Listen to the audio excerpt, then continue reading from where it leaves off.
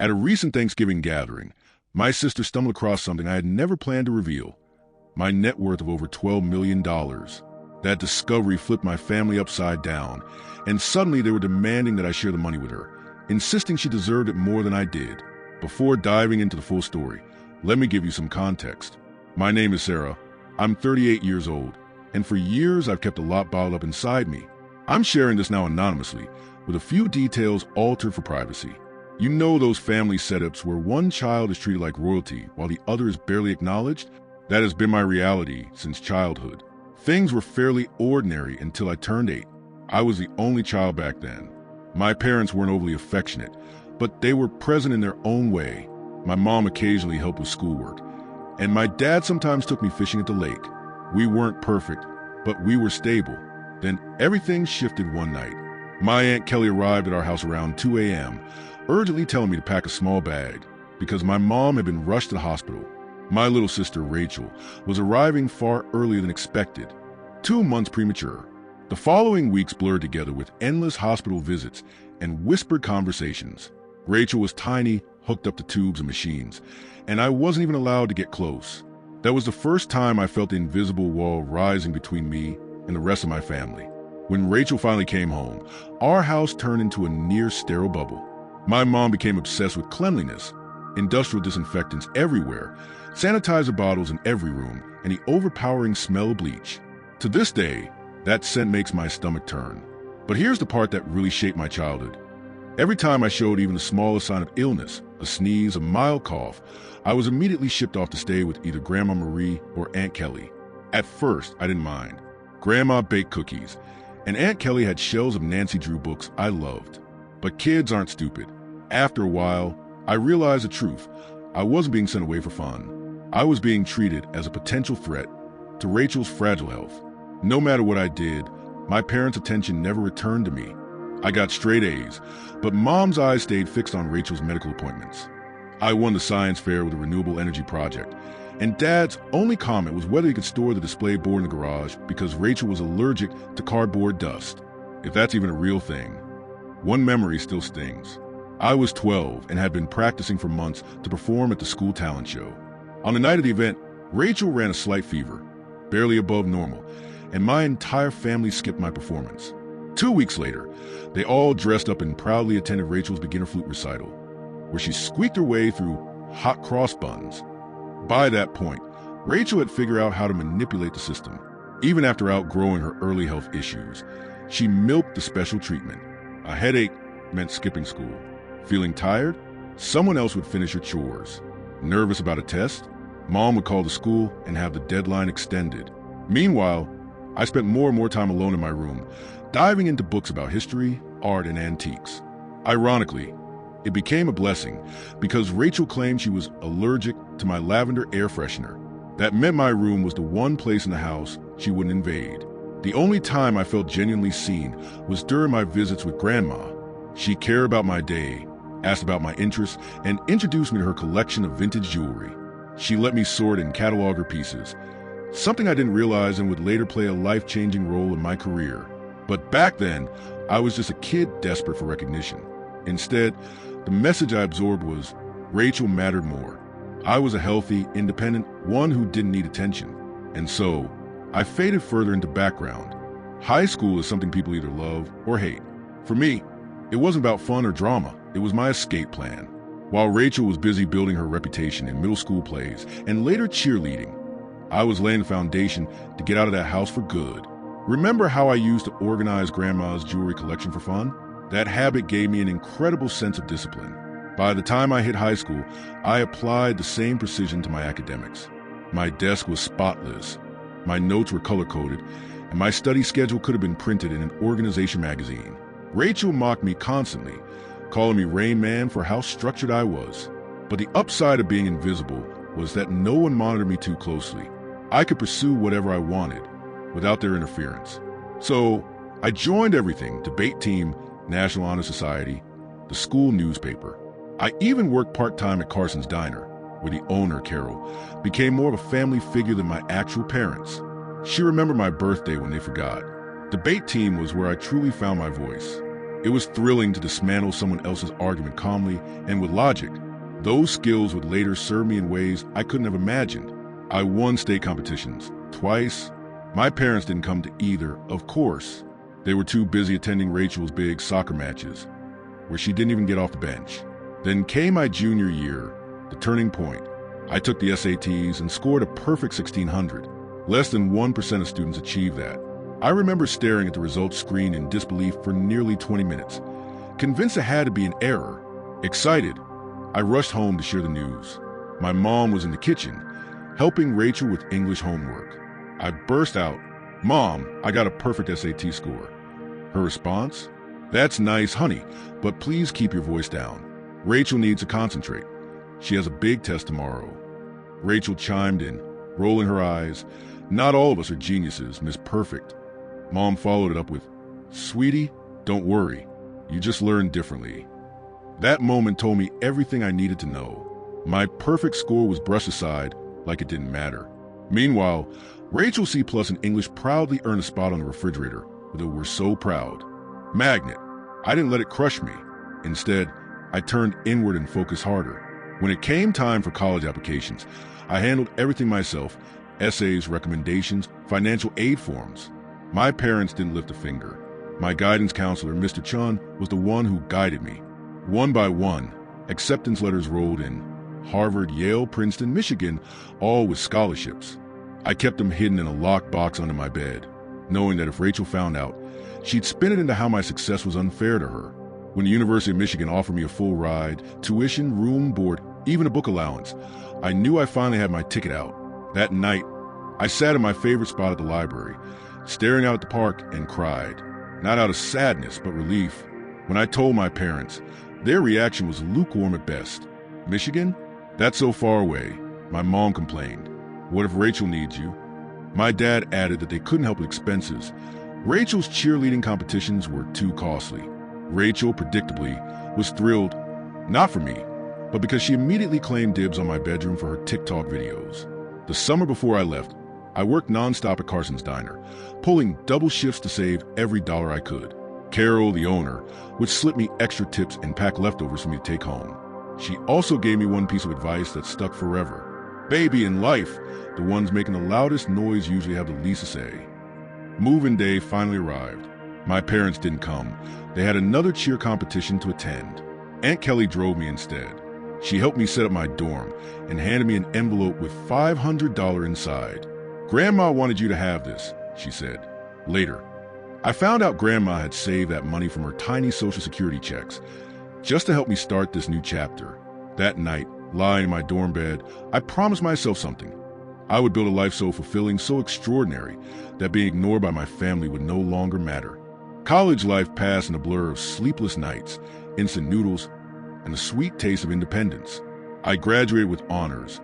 Though my parents barely noticed, they were too busy helping Rachel transfer to her third college in just 2 years. Still, life had other plans for me. I landed an entry-level position at a prestigious auction house in Detroit. For privacy reasons, I won't name it, but let's just say it was a respected place that dealt with estates of wealthy families. My role was simple: logging furniture, cataloging china, and sorting through belongings of the deceased. Hardly glamorous, but it paid the bills. Months went by uneventfully until the Kingston estate arrived. Mrs. Kingston, an elderly widow, had passed away, leaving behind a massive collection of what everyone assumed was just costume jewelry. To most people, it looked like worthless trinkets. But thanks to the years I had spent cataloging Grandma Marie's collection, my eye caught something different.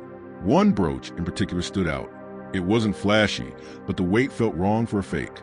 The clasp was too intricate, too well made. I spent my entire lunch break researching jewelry markings, then stayed after hours combing through the company's antique databases. The deeper I dug, the more certain I became this wasn't costume jewelry at all. It was authentic and possibly very valuable. The problem?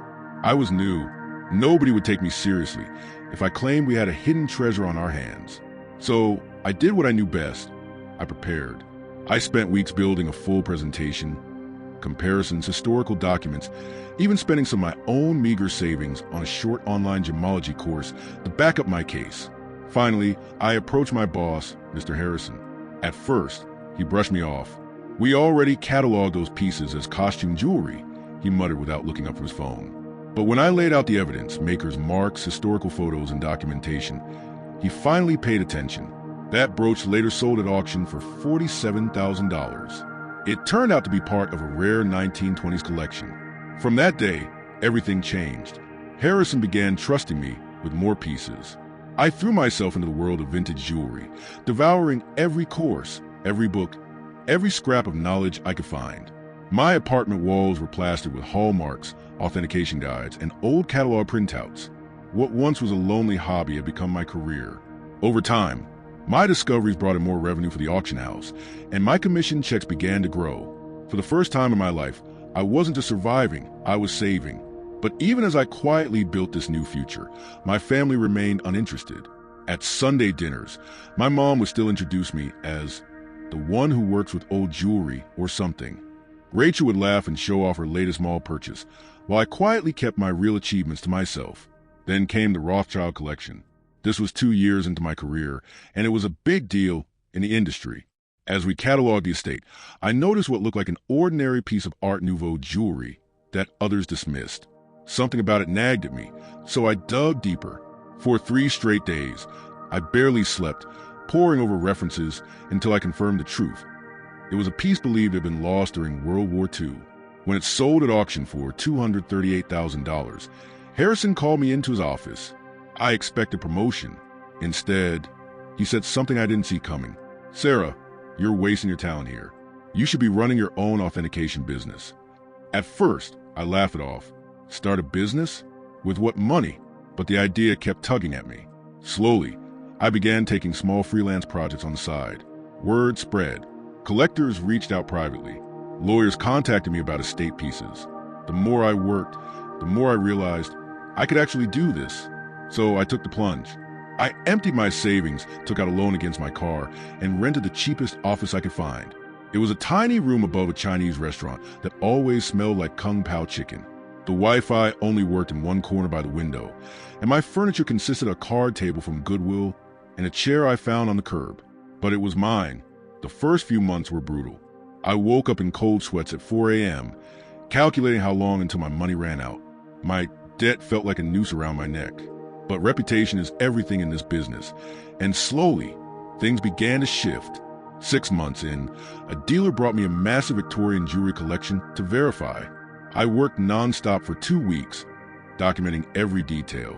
In the process, I uncovered 2 rare pieces that had been mistakenly written off as replicas.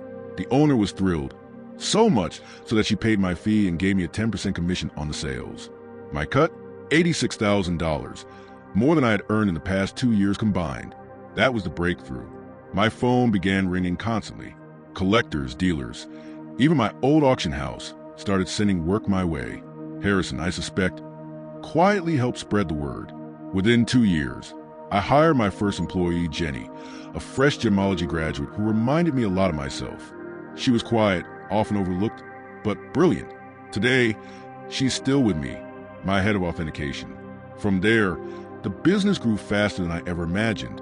We moved into a proper office downtown, hired more staff, and built a reputation for spotting valuable pieces others had missed. For the first time in my life, I wasn't invisible anymore. I had created something entirely my own. By year 5, my company had expanded beyond anything I had ever pictured. Offices in multiple cities, a team of specialists, wealthy clients who valued discretion. I had built a multi-million-dollar empire out of what everyone thought was a hobby. Yet every Sunday, I still went back to my parents' house and played the role of Sarah, the modest antique shop worker. My mornings might be spent on conference calls with international collectors, and my afternoons authenticating million-dollar jewels. But by evening, I'd be sitting at the family dinner table in plain clothes, listening to Rachel brag about fetching coffee for her boss at her entry-level job. It became a kind of private game. Sometimes I'd wear genuine designer pieces worth more than Rachel's car just to see if anyone noticed. They never did. Mom continued to introduce me as the daughter who does something with old jewelry. Around this time, I quietly began sending my parents monthly transfers of $5,000. Aunt Kelly had told me they were struggling with Rachel's tuition and medical bills. Even after everything, I couldn't bear the thought of them losing the house I grew up in. Later, I increased it to $7,000. Of course, they assumed I was living on instant noodles to scrape that money together. Rachel, meanwhile, flaunted expensive handbags and vacations, clearly funded by my contributions. Then came Thanksgiving, the day everything cracked wide open. 2 weeks before the holiday, Mom called me in tears. She had been diagnosed with a herniated disc and was overwhelmed at the thought of cooking for 20 guests. I offered to handle the food, arranging for one of the high-end catering companies I use for business events. The cost alone was more than they believed I earned in 2 months. But I didn't say that. When the big day arrived, everything went smoothly. The meal was flawless, though Rachel couldn't resist a jab about the stuffing not being as good as Mom's. Guests politely ignored her after tasting the maple-glazed Brussels sprouts. During dessert, I slipped away to my old bedroom to check on an international auction I was monitoring for a client. Unfortunately, I had left my laptop open with several tabs displaying sensitive information: contracts, account balances, and profit reports. Rachel barged in, as always without knocking, looking for a charger. She glanced at my screen and her eyes lit up. Finally, she thought, proof of how pathetic I was. She snatched the laptop and marched straight into the dining room, ready to humiliate me.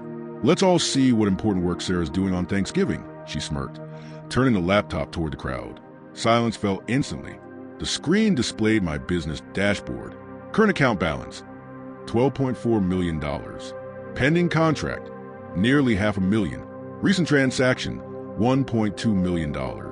Quarterly profit report, $4.2 million. Rachel's face drained of color. She whispered, almost choking, "She's rich. Sarah is rich." At first, no one believed her. Mom actually laughed. "Don't be ridiculous. Sarah works at that little antique shop." I stood, smoothed my sweater, and calmly said, "Actually, Mom, I own one of the largest jewelry authentication firms in the country. For years, you thought I just tinker with old trinkets. In reality, I authenticate pieces worth millions." Our offices spanned 3 cities. The room erupted. Dad nearly choked on his drink, and Uncle dropped his fork. Aunt Kelly's jaw hit the floor. Then Mom's laughter twisted into fury. Her face flushed as she shouted, "You've been sitting on millions while we struggled?" I answered, "Struggled? I've been sending you $7,000 every month." Her reply cut deeper than anything else. "While sitting on millions? Your sister has student loans, and you kept this from us? She deserves help." Rachel burst into tears, wailing about betrayal, insisting that she should have known all along. Dad piled on, demanding to know how I could be so selfish when we raised you. That was my breaking point. Years of dismissal, neglect, and invisibility came crashing out. "You raised me? You sent me away every time I sneezed. You missed every award, every graduation, every milestone because Rachel might feel left out. You never saved a cent for my college, but paid for her private schools. And now you're furious because I built something for myself." The argument turned into chaos. Mom screamed about family obligations. Dad ranted about ungrateful children. Rachel alternated between sobbing and shouting. Meanwhile, the catering staff tried awkwardly to serve dessert through the shouting. I grabbed my laptop, picked up my handbag, an authentic Hermes piece Mom had once mistaken for a cheap replica, and walked out. Behind me, I heard them already scheming how to spend my money. Rachel's MBA, a new car, even a house in a better neighborhood. By the time I reached my car, my phone was already buzzing with messages. The family group chat exploded. Rachel went straight to Facebook, posting about her selfish millionaire sister, hoarding wealth while her family suffered. Thanksgiving had become the day everything changed. The days after Thanksgiving felt like watching a storm roll in and destroy everything in slow motion. Within an hour leaving dinner, I had 47 missed calls and over 200 text messages. My mother's tone shifted with each one. "How dare you walk out on family? We need to talk like adults. Your sister deserves a share of your success. I already called a realtor about houses in a better neighborhood. Why aren't you answering? This is your mother." Rachel, of course, took her fight online. She wrote a massive Facebook post claiming her millionaire sister had been secretly sitting on piles of money while watching her family suffer. People I hadn't spoken to in years suddenly flooded the comments with opinions on my character. Even distant relatives and near strangers started calling to guilt trip me, insisting family comes first. The worst part? Rachel twisted history, claiming she'd been supporting me in my career all these years with her wise advice. The only advice she ever gave me was to try selling trinkets on Etsy. Then came the final straw. They showed up at my office. I walked into work Monday morning to find my parents and Rachel sitting in the reception area. Rachel clutched her Michael Kors purse like it was a crown jewel. My receptionist, Jenny, looked uncomfortable. Mom started the conversation as if it were business as usual. We discussed this as a family. We think it's only fair that you set up trust funds for everyone. Rachel jumped in immediately. I'll need at least $2 million to start my new life properly. Dad added without shame, your mother and I want to retire. A beach house in Florida would be nice. I stared at them, stunned. Did you miss the part where I've been sending you $7,000 every month? That's nothing compared to what you have. Rachel snapped. You owe us. Owe them? For what? For the years I was ignored? For misgraduations? For every time I was shoved aside so Rachel wouldn't feel left out? When I refused, Mom grew cold. Don't be dramatic, Sarah. We gave you everything. That was the moment I decided I was done. Right there in the lobby, I pulled out my phone and canceled their monthly transfers. Mom gasped like I'd slapped her. Rachel tried to cry on cue, but when she realized it wasn't working, she stopped. They refused to leave, forcing me to call building security. Watching my parents and sister being escorted out of my office while screaming about ungrateful children was surreal. Jenny asked if I wanted to press charges. I said no, but I did put their names on the do not admit list. The harassment didn't stop right away. They called from new numbers, sent fake emails, even tried contacting me through my company's customer service line. Eventually, I had to send them a formal legal notice threatening harassment charges. Mom's final card was calling Grandma Marie, hoping she'd scold me into giving in, but Grandma's response was simple and perfect. Good for Sarah. About time someone in this family stood on their own. It's been 6 months since then. I moved into a new home with top-notch security and changed all my contact information. My company is thriving more than ever. Ironically, the drama boosted my reputation. Wealthy clients admire my discretion under pressure and sought out my services even more. Rachel still posts passive-aggressive updates about toxic wealth and family betrayal. Last I heard, she's even trying to start her own jewelry authentication business. Good luck with that. As for my parents, they've stopped reaching out after my lawyer's warning. Now they tell everyone they never wanted my money anyway and claim to be praying for my soul. Here's the truth. For the first time in my life, I feel free. No more Sunday dinners filled with backhanded insults. No more hiding my achievements to protect their egos. No more financing the Rachel show. My therapist says I'm finally learning healthy boundaries. I say I'm finally living authentically. And to Rachel, if you happen to be reading this, I'll just add one last note. That Cartier bracelet you flaunted on Instagram, it's fake. And that, my friends, brings us to the end of Sarah's incredible story. A story that started with a little girl who was overlooked, pushed aside, and treated like she barely mattered. A story of growing up in the shadow of a sibling who received all the attention, all the praise, and all the protection, while Sarah was left to survive on scraps of acknowledgement. For years, she lived with rejection, isolation, and the constant reminder that she wasn't the chosen one in her family. But instead of letting bitterness consume her, she quietly sharpened her skills, focused on her education, and built herself into something extraordinary. Think about that for a second. How many of us carry wounds from childhood? Memories of being ignored, dismissed, or underestimated. Sarah's story is proof that those very wounds can become the fuel that drives us forward. She turned neglect into motivation, loneliness into independence, and invisibility into freedom. Her rise wasn't easy. It took late nights, constant learning, sacrifices, and the courage to start her own business from nothing but a second-hand desk and relentless determination. She faced doubt, financial fear, and the crushing loneliness of chasing a dream nobody believed in. And yet, piece by piece, she built an empire, one so strong that the very people who once ignored her couldn't deny her anymore. But here's the real twist. Success didn't magically fix everything. In fact, it revealed the truth. When Sarah's family discovered her wealth, they didn't celebrate her achievements. They demanded her money. They felt entitled to something they hadn't earned. And when she refused to hand it over, they turned on her completely. This part of the story may feel familiar to some of you. Maybe you've experienced people suddenly treating you differently once you achieve something. Maybe you've seen jealousy replace love or greed replace support.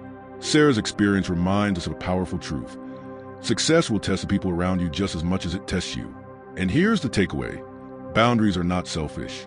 Protecting your peace, your hard work, and your future isn't cruelty, it's self-respect.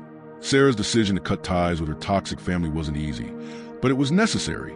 In doing so, she finally freed herself from decades of emotional neglect. So, what can we learn from all of this? We learn that your past doesn't define your future.